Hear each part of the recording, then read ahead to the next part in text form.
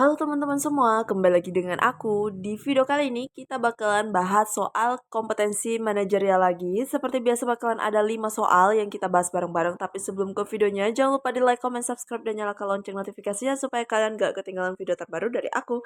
Nah ini dia soal nomor satunya, coba kita baca bareng-bareng. Pimpinan Anda menginginkan agar berita-berita yang sedang hangat dibicarakan saat ini dibuat dalam sebuah kumpulan berita agar memudahkan dalam mencari dan membacanya di kemudian hari. Tindakan yang akan Anda lakukan adalah, oke, kira-kira kita disuruh sama atasan ya, untuk mengumpulkan sebuah berita yang lagi hangat-hangatnya nih, ya, supaya nanti di kemudian hari gampang untuk dicari dan juga dibaca, teman-teman. Jadi, kira-kira strategi apa yang bakalan kalian buat jika mendapatkan apa ya, tugas seperti ini? Nah, kita lihat optionnya. A. Membuat clipping koran dengan jangka waktu tertentu. B. Mengumpulkan berita-berita penting dari internet dan menandai tiap alamatnya. C. Menyimpan tiap koran dan majalah ke rak kardus. D. Meminta OB untuk mengclipping koran yang penting. Oke teman-teman, di sini jawaban yang paling tepat itu adalah yang B, mengumpulkan berita-berita penting dari internet dan menandai tiap alamatnya ya. Jadi ini tidak memakan banyak kertas, kemudian itu juga lebih simpel ya, teman-teman, lebih simpel. Kemudian sewaktu-waktu kalau misalnya dibutuhkan juga lebih cepat ya. Jadi nggak perlu mencari-cari lagi entah itu di clipping atau di rak-rak kardus. Jadi begitu kita tandai aja alamatnya, jadi bisa langsung diklik teman-teman. Jadi berita-berita tersebut bisa kebaca kayak gitu ya. Makanya ini lebih efisien dan simpel, teman-teman. Jadi nomor satu jawabannya adalah yang B, poin empatnya. Lanjut ke soal nomor 2. Oke teman-teman, ini dia soal nomor 2 ya. Kita coba baca bareng-bareng. Anda berinisiatif mengadakan walk-in interview selama 3 hari berturut-turut. Pada hari pertama, pelamar berjumlah 100 orang dan tidak tertangani dengan baik. Bagaimanakah sikap Anda untuk menanggulangi kejadian tersebut adalah? Oke, di sini kita berinisiatif untuk mengadakan walk-in interview selama 3 hari. Nah, ternyata pada hari pertama aja itu udah meledak teman-teman ya, orang-orangnya udah banyak banget sehingga tidak tertangani dengan baik. Jadi sikap kalian untuk menanggulangi kejadian ini itu kayak gimana? Kita lihat dulu optionnya. A. Lembur untuk melayani pelamar hingga proses seleksi selesai. B. Mengevaluasi proses seleksi termasuk pelayanan petugas sehingga mampu memberikan arahan bagi petugas. C. Membatasi jumlah pelamar yang datang. D. Mengakhiri walk-in interview dengan alasan semua posisi sudah terisi. Nah ini kira-kira jawaban mana nih yang paling logis juga, paling bijak juga yang mana? Nah, di sini adalah yang B, yaitu mengevaluasi proses seleksi termasuk pelayanan petugas sehingga mampu memberikan arahan bagi petugas. Jadi, kan di hari pertama itu pelamarnya berjumlah 100 orang ya, sehingga tidak bisa tertangani dengan baik. Jadi, kita tahu nih, yang ngelamar tuh kan banyak nih. Jadi, gimana caranya supaya pelayanan tersebut nggak numpuk ya, dan bisa tertangani dengan baik. Jadi yang harus dievaluasi itu adalah proses seleksinya, teman-teman, dan juga kita kerjasama dengan bagian pelayanan petugas ya supaya sehingga mampu memberikan arahan bagi petugas. Jadi tidak terjadi lagi kejadian seperti ini, yaitu sampai-sampai seleksinya itu tidak kondusif kayak gitu teman-teman. Jadi nomor 2 itu jawaban yang paling tepat itu adalah yang B ya. Kita evaluasi lagi, kita perbaiki lagi cara proses seleksinya kayak gitu. Jadi nomor 2 jawabannya adalah yang B, poinnya 4. Lanjut ke soal nomor 3. Oke teman-teman, ini dia soal nomor 2 ya. Coba kita baca bareng-bareng. COVID-19 menjadi wabah baru yang menyebabkan banyak perubahan. Salah satunya kebiasaan baru atau new normal dalam lingkungan pekerjaan Anda yang mengharuskan untuk menggunakan masker cukup menggerahkan. Apa yang harus Anda lakukan? Oke, kita coba lihat ya. A. Memakai masker satu lapis supaya tidak terlalu gerah. B. Tetap menggunakan masker sesuai protokol kesehatan. C. Menggunakan masker jika ada atasan saja. D. Membuka masker saat selesai memberikan pelayanan agar tidak kepanasan. Oke, di sini COVID-19 ya udah dalam yang namanya new normal. Nah, tapi di lingkungan pekerjaan kita itu masih mengharuskan untuk menggunakan masker. Yang mana kita rasa penggunaan masker tuh agak menggerahkan ya kalau misalnya sama bekerja tapi makin lama makin biasa aja teman-teman. Jadi di sini jawaban yang paling tepat adalah yang B, tetap menggunakan masker sesuai protokol kesehatan ya supaya apa? kan ini new normal ya, takutnya masih bisa kan COVID tuh kayak balik lagi, kayak sekarang itu mulai ada lagi yang terkena COVID, ya walaupun sekarang COVID dianggap seperti flu biasa aja, kayak gitu teman-teman. Ya, jadi ya sudah tetap menggunakan masker sesuai protokol kesehatan, karena kita harus ikuti aturan juga. Kenapa diatur aturan tempat kerja kita masih mengharuskan atau mewajibkan menggunakan masker, ya sudah ikuti saja kayak gitu. Oke, jadi nomor 3 jawabannya adalah yang B, poinnya 4. Lanjut ke soal nomor 4. Oke, ini dia soal nomor 4 nih. Coba kita baca bareng-bareng. Anda dituntut untuk bijak dan cermat dalam bermedia sosial. Di zaman sekarang ini, marak berita dan informasi hoax di media sosial yang disebarkan oleh orang-orang yang tidak bertanggung jawab. Sehingga banyak orang mudah terprovokasi dan berdebat. Sikap Anda dalam menghadapi situasi tersebut adalah, oke, berita-berita hoax nih gimana cara kita untuk mengantisipasi ya teman-teman. Kita lihat dulu optionnya. A. Membatasi penggunaan media sosial. Kemudian itu yang B. Menganalisis dan mengenali sumber berita secara akurat. C. Membiarkan saja berita hoax tersebut karena tidak ada untungnya juga untuk diri sendiri. D. Membaca keseluruhan informasi secara lengkap. Nah, di sini jawaban yang paling tepat jelas yang B ya. Menganalisis dan mengenali sumber berita secara akurat. Jadi kita kenali dulu nih, kita analisis beritanya benar atau enggak. Kita harus tahu juga ini sumbernya dari mana supaya tidak termakan hoax ya, kayak gitu teman-teman. Nah, jadi nomor 4, poin 4-nya adalah yang B. Lanjut ke soal yang terakhir. Oke teman-teman, ini dia soal yang terakhir ya. Coba kita baca bareng-bareng.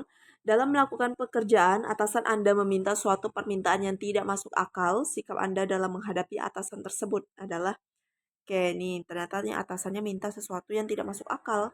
Kira-kira gimana cara untuk menghadapi permintaan atasan tersebut? Coba kita lihat optionnya dulu. A. Saya akan menolak dengan tegas. B. Tergantung pekerjaan yang diberikan dan disesuaikan dengan waktu luang saya. C. Terkadang saya terima supaya atasan menyukai kinerja saya. D. Jika tugas tersebut memang tidak bisa dikerjakan, tidak sulit untuk mengatakan tidak.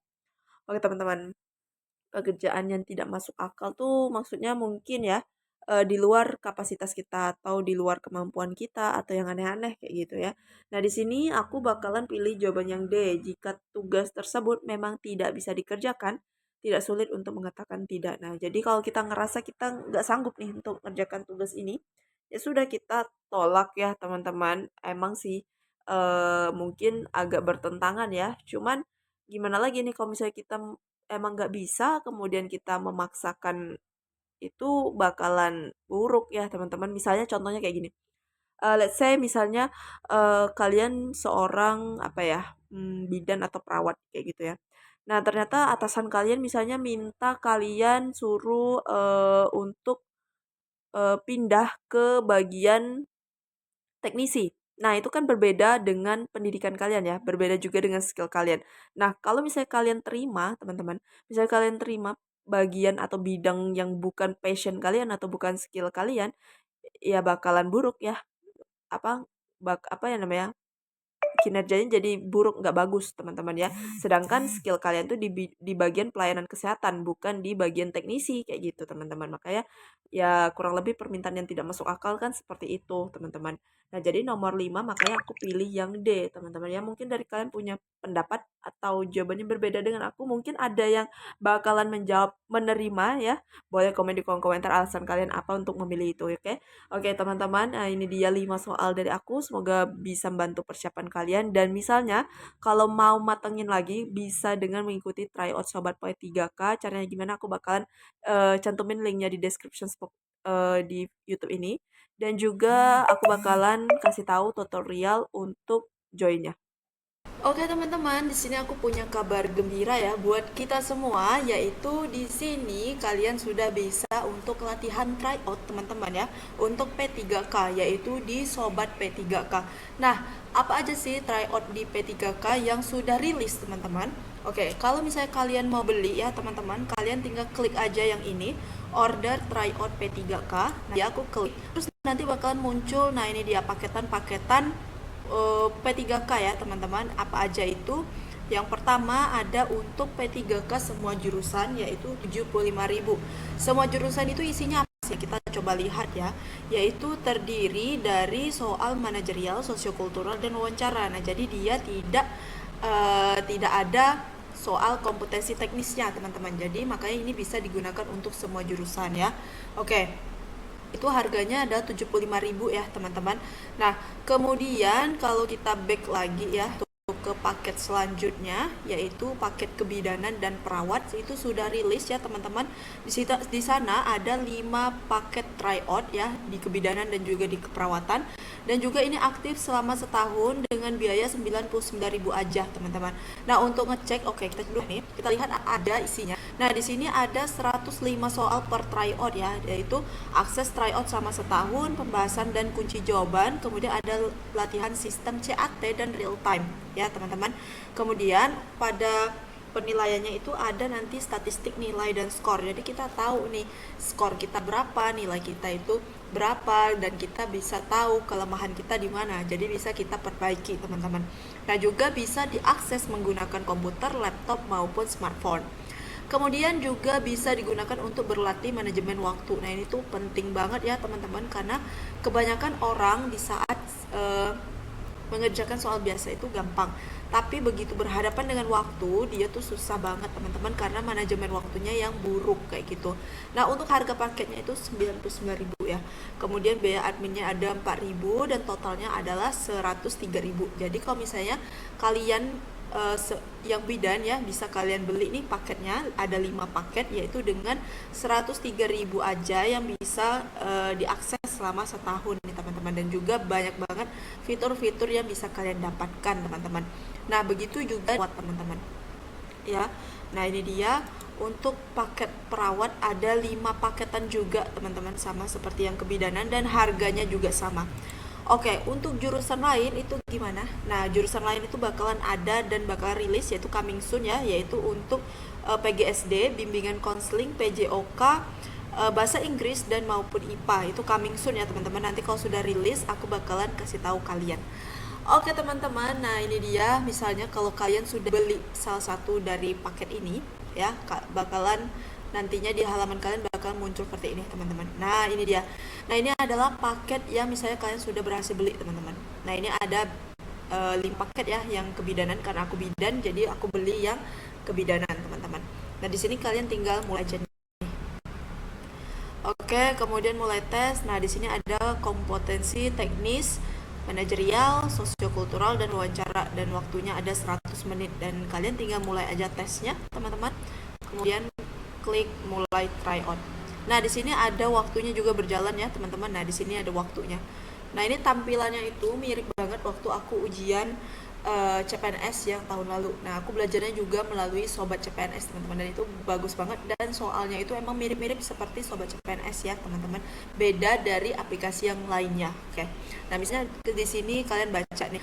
Misalnya aku jawaban C ya, dan itu kita klik next misalnya, dan itu B, kemudian nextnya. Kalau kalian udah selesai teman-teman, kalian tinggal klik aja kirim jawaban, kemudian klik centang ini, kemudian klik jawaban.